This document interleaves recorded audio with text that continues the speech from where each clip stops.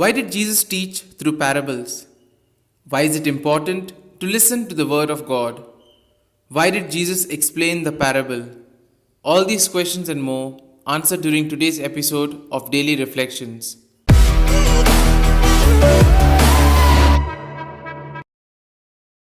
In these verses, Mark describes the way in which Jesus teaches the crowd. On the seaside, sitting in the boat, many people around to listen to him.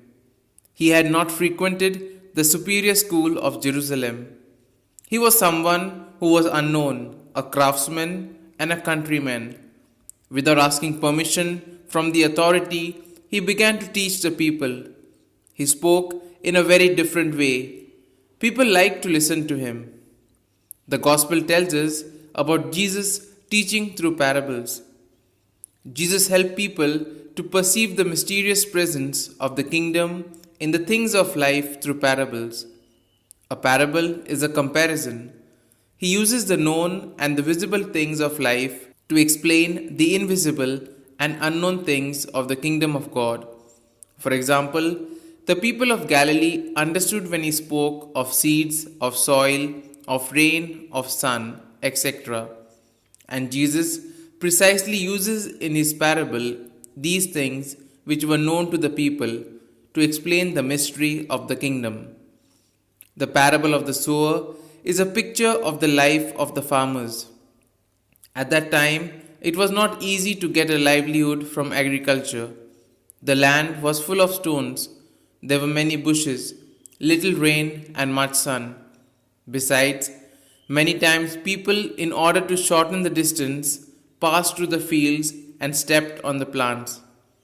But in spite of that, every year the farmer sowed and planted, trustful in the force of the seed, in the generosity of nature. The Gospel also emphasizes on the need to listen.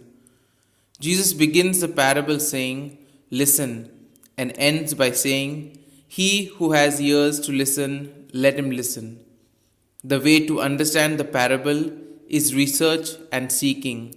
The parable does not give us everything ready made, but induces those who listen to it to think and discover, basing themselves on the lived experience which they have of the seed. It induces to creativity and to participation.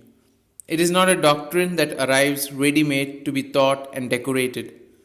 The parable does not give bottled water, but rather leads one to the fountain or to the source.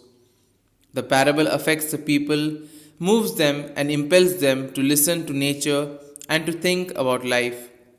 The parable reveals and hides at the same time.